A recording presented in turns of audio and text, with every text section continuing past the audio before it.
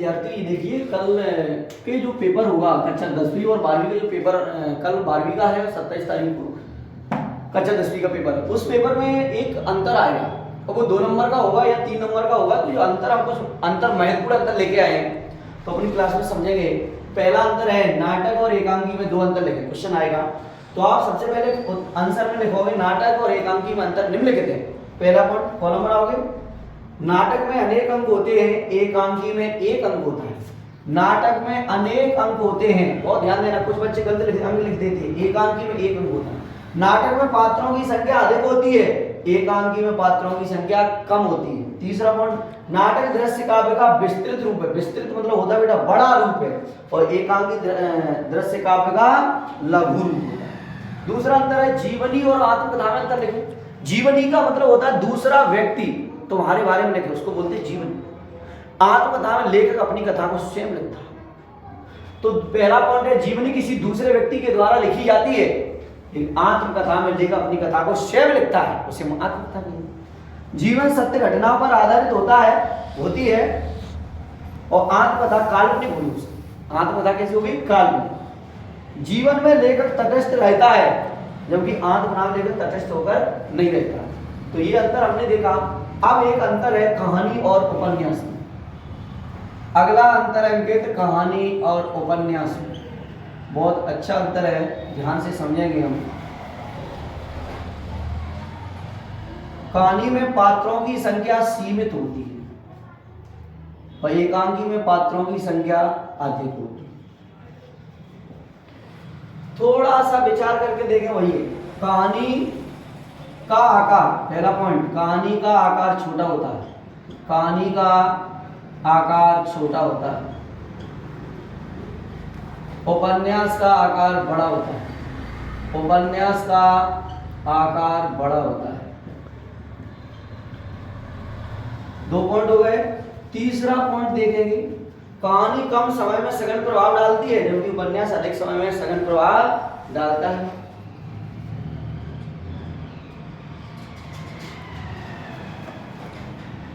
तो कहानी उपन्यास में देखा। इसी के साथ साथ एक अंतर बनेगा महाकाव्य और खंड का, उसको भी समझेंगे। महाकाव्य और खंड का देखें। महाकाव्य और खंड काव्य से क्वेश्चन 2 तरीके से पूछा जाता है। एक बार पूछा गया था कि हिंदी के 2 महाकाव्यकारों के नाम लिखें।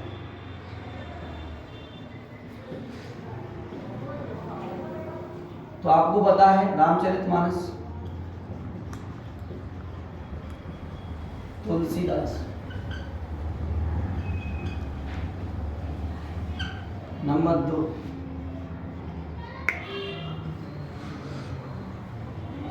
साकेत, मैथिली शरण गुप्त।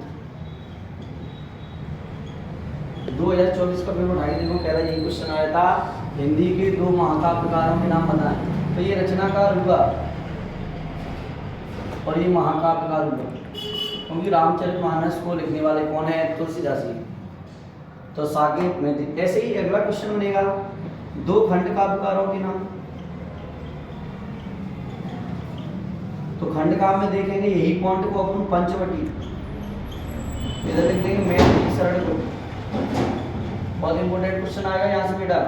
पंचवटी, मैथिली शरण गुप्त, सुदामाचरित, नरोत्तम दास।